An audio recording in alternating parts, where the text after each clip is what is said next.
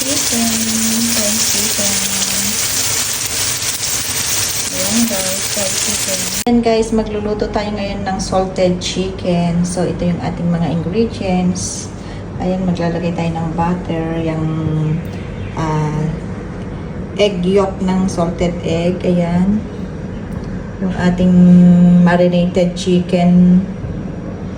Yung chicken leg ang ginamit ko guys. Ayan yung ating dahon ng curry guys. Dahon ng curry yan. Then ito yung ating tapioca flour. Let's get started. Ating chicken. Ayan. Ganito lang gawin natin guys. Saka natin iprito. Ayan. So gagamit tayo ng cooking oil dito sa ating chicken. Init na natin yung ating kawali at maglagay na tayo ng cooking oil.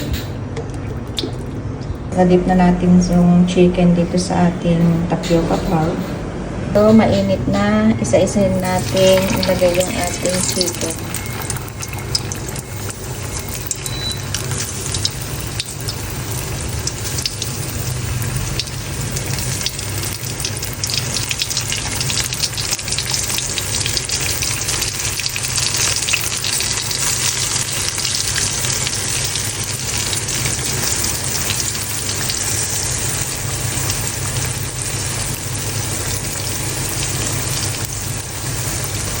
So, ayan guys, prituin lang natin. Yun na nga na nag-prito na tayo guys. Prito natin yung chicken guys. I-press natin itong ating salted egg. Ayan, press lang natin to guys. Ayan guys, tunaw na siya guys. Na-press na natin. So, aside muna natin guys. Ayan na nga, na-prito na. Balik pa rin lang natin guys. Isilip natin yung ating chicken. Flip-back guys. Flip-back lang natin guys. Para maluto yung kabila. Ayan lang guys. Dito natin hanggang sa maging crispy yung chicken. Ayan guys. So yan na nga guys. Fry na. So, i-transfer natin sa plato.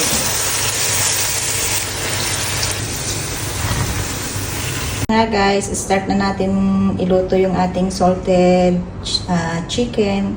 So, ito na yung ating mga ingredients. Naprito na rin natin yung chicken. So, ayan yung ating butter, salted egg, at yung ating curry leaf.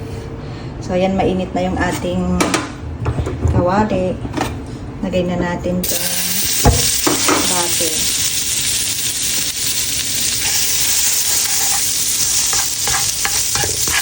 Itong ating curry leaf. So, fry lang natin yung curry leaf guys. Ayan. Ayan guys. Ayan. Ito lang natin itong curry natin ilagay itong egg yolk. Ayan na guys.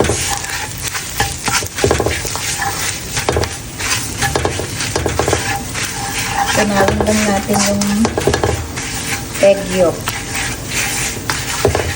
Yung salted egg yolk. Ayan nga, tumutulo na yung ating ilagay yung sugar. So, naluto na yung ating kwan. So, pwede na natin ilagay yung ating chicken. So, lang natin. Let's mix. Ayan na guys. Ito na. Ayan na. Pwede na natin transfer sa plate.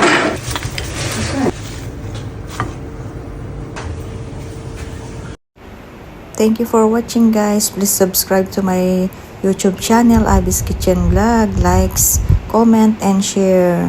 Thank you guys and God bless you always. Bye!